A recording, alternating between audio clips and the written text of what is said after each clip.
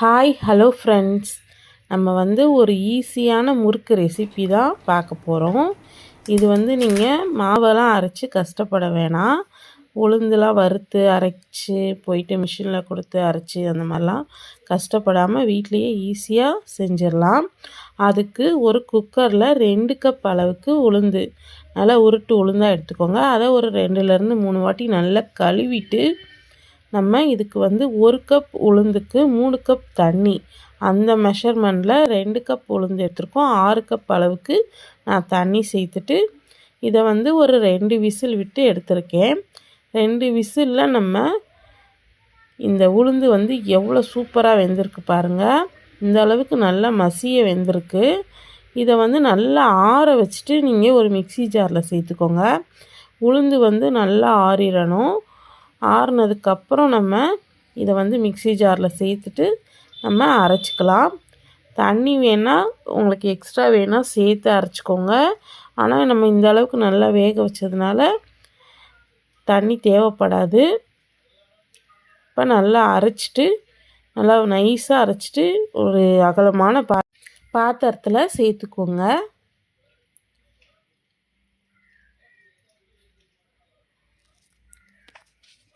இப்போ இது எல்லாத்தையுமே நம்ம ஒரு அகலமான பாத்திரத்தில் சேர்த்துட்டோம். இப்போ நம்ம 2 கப் அளவுக்கு உளுந்து எடுத்துருந்தோமா, இப்போ 7 கப் அளவுக்கு நம்ம அரிசி மாவு சேர்த்துக்கலாம். 1 கப் உளுந்துக்கு நம்ம 3.5 கப் அளவுக்கு நம்ம அரிசி மாவு சேர்த்துக்கலாம். இது பச்சரிசி மாவு சேர்த்துட்டு இதில் ஒரு 1.25 டேபிள் ஸ்பூன் அளவுக்கு உப்பு சேர்த்துக்கோங்க. அப்புறம் 1 டேபிள் ஸ்பூன் அளவுக்கு சீரகம், 1 டேபிள் ஸ்பூன் அளவுக்கு நம்ம கருப்பு எள்ளு நான் சேர்த்துருக்கேன். அப்புறம் ஒரு 1/2 டேபிள் ஸ்பூன் அளவுக்கு ஓமம் வறுத்து பொடி பண்ணி வச்சது. அப்புறம் 1/2 டேபிள் ஸ்பூன் பெருங்காயம், ஒரு 2 டேபிள் ஸ்பூன் அளவுக்கு நம்ம பட்டர் போட்டுக்கலாம். பட்டருக்கு பதிலாக நீங்கள் நெய் கூட யூஸ் பண்ணிக்கலாம். இப்போ இந்த மாவை நம்ம நல்லா பிசைஞ்சு எடுத்துக்கலாம். உங்களுக்கு தேவைப்பட்டால் லைட்டாக தண்ணி கூட ஊற்றிட்டு நீங்கள் நல்லா சப்பாத்தி மாவு பதத்துக்கு நல்லா கலந்துடுங்க.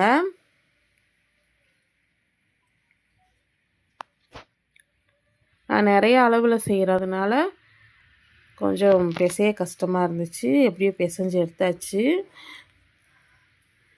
இது ஒரு 2 கிலோ கணக்குக்கு நம்ம மாவு பிசைஞ்சிருக்கோம். இப்போ உலக்கில் நம்ம முறுக்கு அச்சு உலக்கு போட்டுட்டு அதில் லைட்டாக எண்ணெய் தடவிட்டு இந்த மாதிரி நம்ம ரெடி பண்ணி வச்சுருக்க மாவை சிலிண்டர் ஷேப்பில் உருட்டிட்டு இது உள்ளர சேர்த்துட்டு நம்ம க்ளோஸ் பண்ணிக்கலாம். க்ளோஸ் பண்ணிவிட்டு இந்த மாதிரி சின்னதாக மூடி தட்டு இருந்துச்சுன்னா அதில் லைட்டாக எண்ணெய் தடவி எடுத்துக்கோங்க. நமக்கு அழகாக அந்த ரவுண்ட் ஷேப்புக்கு முறுக்கு வரும். அதுக்காக இப்போ இந்த மாதிரி கொஞ்சம் உலக்க மேலே தூக்குன மாதிரி பிடிச்சிட்டு பிழிஞ்சு விடுங்க. அழகாக ரவுண்டாக நம்ம எல்லா முறுக்கையும் இதே மாதிரி தான் பிழிஞ்சு நம்ம எண்ணெயில் சேர்க்க போகிறோம். எண்ணெய் நல்லா சூடாக இருக்கணும் முறுக்குக்கு அதே மாதிரி பொரித்து எடுக்கும் போது எண்ணெய் ஒரே சூட்டில் இருக்கணும்.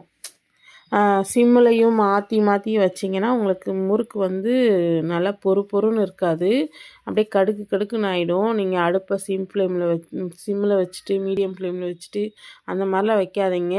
ஒரே தீயில் முறுக்குக்கு நம்ம ஃபுல் ஃப்ளேமில் தான் வச்சு தான் நம்ம பொரிச்சு எடுக்க போகிறோம். இப்போ இந்த எண்ணெயோட சலசலப்பெல்லாம் நல்லா அடங்குனதும் நீங்கள் முறுக்கை வெளியில் எடுத்துடலாம். நம்மக்கிட்ட இருக்க எல்லா மாவையும் இதே மாதிரி தான் நம்ம புழிஞ்சு எடுத்துக்க போகிறோம். இது ரொம்ப டேஸ்டியாக நல்லா கிறிஸ்பியாக இருக்கும். இப்போ மழை டைமு வீட்டில் நம்ம செஞ்சு வச்சுட்டா ஸ்நாக்ஸ்க்கு யூஸ் பண்ணிக்கலாம்.